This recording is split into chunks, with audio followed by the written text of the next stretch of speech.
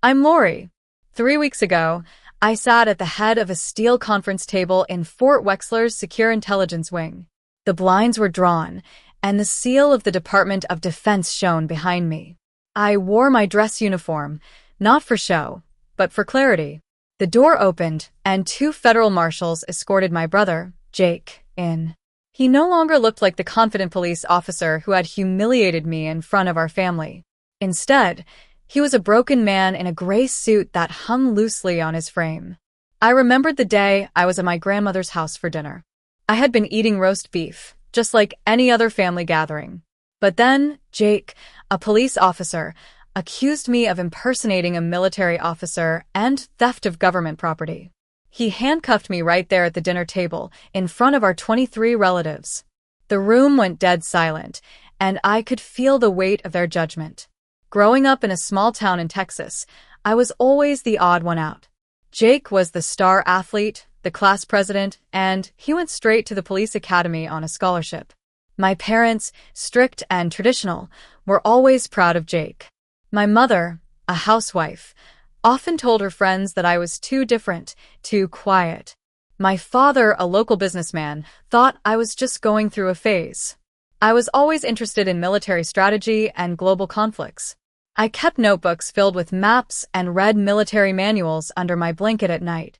When I told my parents I had been accepted into the prestigious Central Military Academy, my father looked at me in disbelief and said, "You don't need to prove anything to anyone, especially not in a uniform." Jake laughed and said I'd quit within a week. That was the last summer I spent at home. I left without a big send-off, just a ride to the airport at dawn. I didn't look back because I was running towards a place where I belonged, a place where rules and duty mattered. I trained hard and quickly rose through the ranks. While Jake was getting his sergeant badge in our hometown, I was on secret missions across the world, places my family couldn't even find on a map. Over time, we stopped talking about my work, and a wall of silence grew between us. Then, my grandmother, a kind and gentle woman, sent me a handwritten invitation for dinner. I owed her more than silence, so I booked a flight, took 2 days off, and dressed in a simple black dress. When I arrived at the house, I could feel the tension in the air.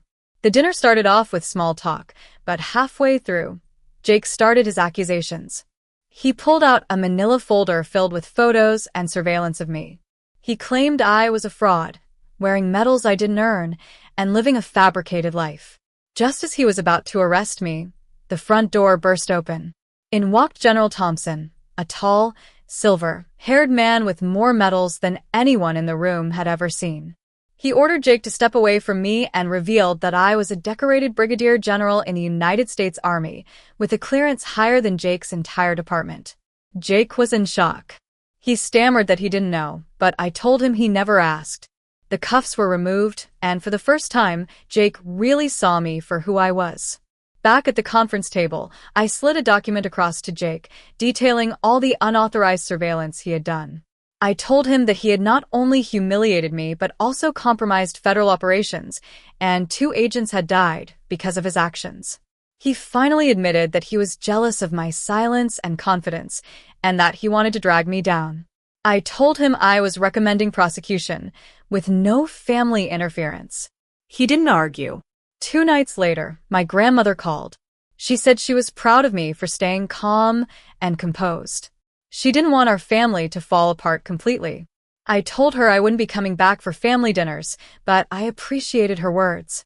Now, when people ask me about that night, I don't focus on the chaos. I tell them about the power of patience, the clarity in not performing for those who have already judged me, and the freedom in truth. I've chosen my legacy, and I wear it with pride.